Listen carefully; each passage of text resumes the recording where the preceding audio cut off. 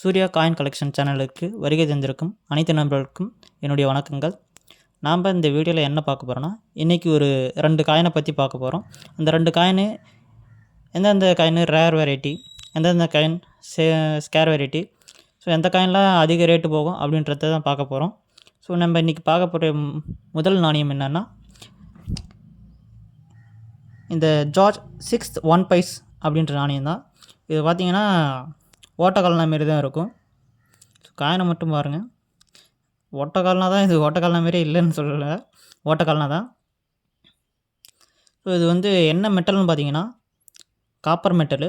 Weight பார்த்தீங்கன்னா 1.94 gram. Size பார்த்தீங்கன்னா 21.4 mm தான். ஷேப் வந்து பார்த்தா ரவுண்ட் ஷேப்பு. ஸோ இந்த காயின் வந்து பாருங்கள். இது மின்ட்லாம் அப்படியே வரிசையாக பார்த்துருவோமா. கல்கத்தா மின்ட். கல்கத்தா மின்ட்னா நோ மின்ட் மார்க். பாம்பேனா டைமண்ட் ஷேப்பில் மின்ட் இருக்கும். பாம்பே மின்ட்னா டாட் இருக்கும். லாகூர் மின்ட்டு. லாகூர் மின்ட்னா ஒன்றும் இல்லை, அது வந்து இயற்கையில் வந்து எல் அப்படின்ட்டு எழுதியிருக்கும். அப்புறம் பிரிட்டோரியா மைக்ரோ டாட், ரொம்ப மெல்லிஸாக எப்படி சொல்ல, இமை டாட்னு சொல்லுவாங்க பார்த்தீங்களா, அந்தமாரி. ஸோ அந்தமாரி டாட் வந்தால் பிரிட்டோரியா. ஸோ அது வந்து எந்தெந்த இயரில் எந்தெந்த காயின் பார்த்துருவோம் ரேர் வெரைட்டின்னு. ஸோ அதில் வந்து காமன் வெரைட்டின்னு பார்த்தீங்கன்னா 1943. அது பார்த்திங்கன்னா ஃபுல்லாகவே காமன் வெரைட்டி தான். ரேருன்னு பார்த்தீங்கன்னா 1944 அச்சடிக்கப்பட்ட நாணயம் தான். 1944 அதுவும் கல்கத்தா மின்ட்டு அண்டு லாகூர் மின்ட்டு, இது ரெண்டுமே பார்த்தீங்கன்னா rare and ஸ்கேரு. So 1944 Calcutta mint இதில் வந்து வெரி ரேரு. ஸோ அது வந்து ஃபைன் கண்டிஷனில் இருந்தால் ஒரு 100 ரூபா ரேட்டு போகும். இதே வெரி ஃபைன் கண்டிஷன் இருந்தால் ஒரு 300 ரூபா. எக்ஸ்ட்ரா ஃபைன் கண்டிஷனில் 500 ரூபா. யூஎன்சி கண்டிஷன் இருந்தால் 1000 ரூபா. ஸோ இது வந்து ரேர் கேட்டகரியில் வரும். இது 1944 தான். லாகூர் மின்ட்டு. லாகூர் மின்ட்னா என்ன, இந்த சின்னதாக கண் இமை போல் இருக்குமே டாட், அந்தமாரி மின்ட்டு உள்ள காயினில் வந்து பார்த்திங்கன்னா ஃபைன் கண்டிஷன் தான் ஒரு 25 ரூபா. வெரி ஃபைன் கண்டிஷன் ஒரு 50 ரூபா. எக்ஸ்ட்ரா ஃபைன்னா 100 ரூபா. யூஎன்சி கண்டிஷனில் இருந்துச்சுன்னா 300 ரூபா கொடுத்து வாங்கிப்பாங்க. ஸோ அதுக்கப்புறம் வேறு எந்த இயரில் ஸ்கேர் வெரைட்டின்னு பார்த்தீங்கன்னா 1945. ஸோ 1945 லாகூர் மின்ட்டு சேம் ரேட்டு தான். ஃபைன் கண்டிஷனாக இருந்தால் 25, வெரி ஃபைன்னா 50, எக்ஸ்ட்ரா ஃபைன்னா 100, யூஎன்சி கண்டிஷனில் 300 ரூபா. இந்த காயின் பார்த்தீங்கன்னா ரேருன்னு பார்த்தீங்கன்னா இந்த 1944 உள்ள காயின் தான். அதுவும் கல்கத்தா மின்ட். கல்கத்தா மின்ட்னா என்ன, நோ மின்ட் மார்க். எந்த ஒரு மின்ட் மார்க்குமே இருக்காது. ஸோ காயின் வந்து நல்லா தெளிவாக உங்களுக்கு காமிக்கிற பாருங்க. இப்படி தான் இருக்குது. இது வந்து ஃப்ரண்ட்டு, இது வந்து பேக்கு. இப்போ நம்ம அடுத்த காயின் பார்த்தோம்னா, ஸோ நம்ம அடுத்த காயின் என்ன பார்க்கணும்னா ஈஸ்ட் இந்தியா கம்பெனி ஆஃபானா. ஸோ இது வந்து பேக் சைடு 2 சிங்கம் கொடி பிடிச்ச மாரி இருப்பாருங்க. ஃப்ரண்ட் பேஜில் வந்து பார்த்தீங்கன்னா ஆஃபானா அப்படின்னு, ஈஸ்ட் இந்தியா கம்பெனி ஆஃபானா அப்படின்னு போட்டிருக்கோம். ஸோ இதோட மெட்டல் பார்த்துக்கோமா. மெட்டல் வந்து பார்த்தீங்கன்னா காப்பரு. வெயிட் வந்து பார்த்தீங்கன்னா 12.95 கிராமு. சைஸு பார்த்தீங்கன்னா டிஃப்ரெண்ட் சைஸில் நிறைய இருக்குது.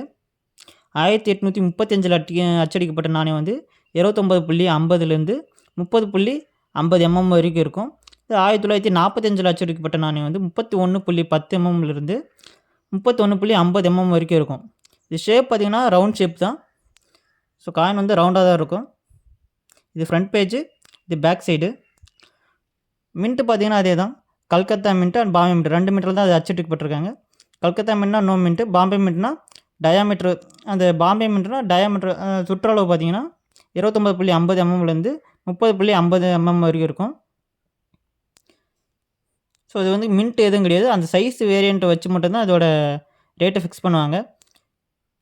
இந்த காயின் எந்த மின்ட்டில் கிடைச்சாலும், இந்த 2 மின்ட்டில் எது கிடைச்சாலுமே ரேர் அண்ட் ஸ்கேர் மட்டும்தான். நல்லா பார்த்துங்க. 2 இயரில் அச்சிட்ருக்காங்க. ஒன்று வந்து 1835. ஸோ 1835 வந்து 2 மின்ட்லையுமே வச்சுருக்காங்க. பாம்பே மின்ட்லையும் வச்சுருக்காங்க, கல்கத்தா மின்ட்லையும் வச்சுருக்காங்க. இது ரேட் பார்த்தீங்கன்னா ஃபைன் கண்டிஷனாக இருந்தால் 200 ரூபா. வெரி ஃபைன் கண்டிஷனாக இருந்தால் 300 ரூபா. எக்ஸ்ட்ரா ஃபைன்னா 750. யூஎன்சி கண்டிஷனில் இருந்துச்சுன்னா 5000 கொடுத்து வாங்கிப்பாங்க. அதேமாதிரி கல்கத்தா மின்ட்டு பார்த்தீங்கன்னா சேம் ரேட்டு தான்.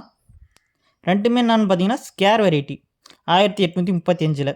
இதே 1845 அச்சடிக்கப்பட்ட நாணயம் வந்து ஒரே ஒரு மின்ட்டு தான், கல்கத்தா மின்ட்டு. கல்கத்தா மின்ட்டுனா எந்த ஒரு மின்ட் மார்க்குமே இருக்காது.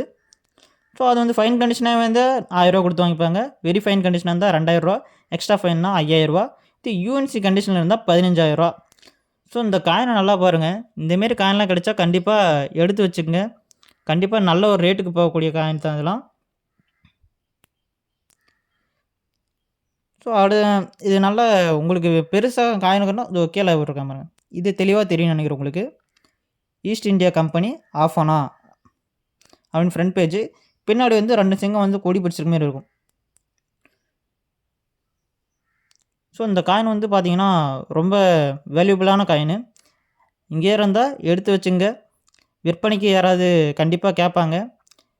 நிறைய யூடியூப் சேனலில் சொல்கிறாங்க சேல்ஸ்க்கு வாங்கிக்கிறோன்னு. ஸோ நீங்கள் அதேமாரி ஏதாவது வீடியோ பார்த்தீங்கன்னா அவங்கள்ட்ட சேல்ஸ் பண்ணிக்கலாம்.